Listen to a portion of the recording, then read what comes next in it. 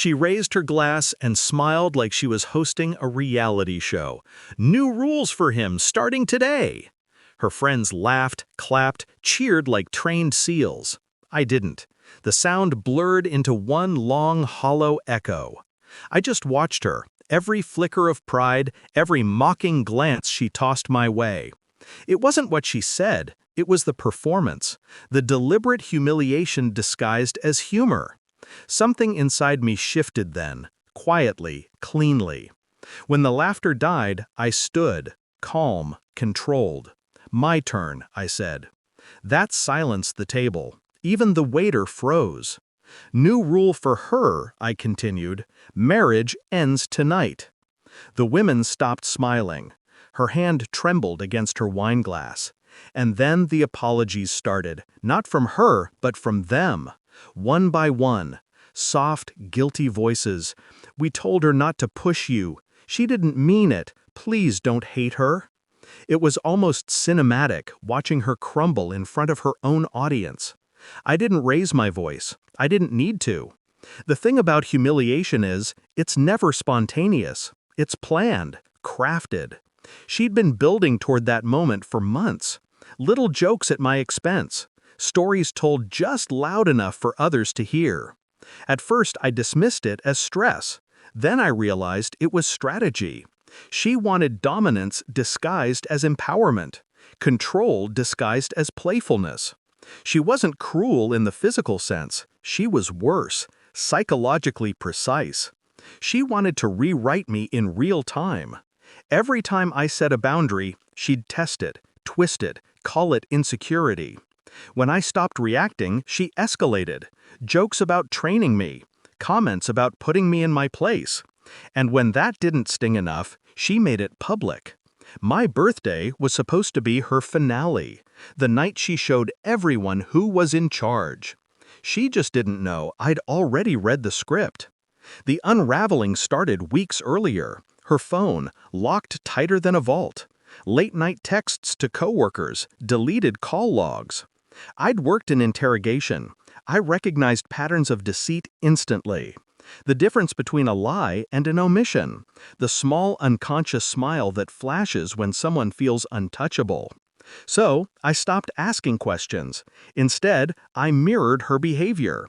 Late work nights, silent phone calls, subtle withdrawals. She didn't notice. Narcissists never do until silence turns against them. While she was rehearsing her little performance, I was drafting the paperwork. Asset divisions, financial proof, screenshots. Everything she'd hidden, I already had. And I invited her friends to that dinner on purpose. They were never her allies. They were witnesses. After my announcement, she tried to laugh it off. "He's joking," she said, voice shaking. "He does this. He gets dramatic." No one laughed. Her friends just stared, pity in their eyes. They'd seen enough. The performance was over. "You wanted a stage," I said quietly. "Here it is."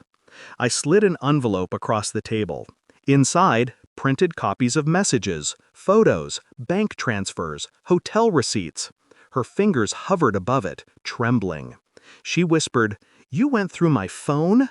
"You went through my patience," I replied. Then silence again. Beautiful, suffocating silence. She looked to her friends for help, but they couldn't meet her eyes. They knew. They'd warned her. They'd watched her build the very collapse she was now drowning in. Her voice cracked. "Please not here." "You chose here," I said, and I meant it. I left her the car. The house was already in my name. The accounts secured. She'd find out in the morning that her emergency fund was frozen pending investigation. Her friends would tell the story for years, how the joke backfired, how the proud wife became the punchline.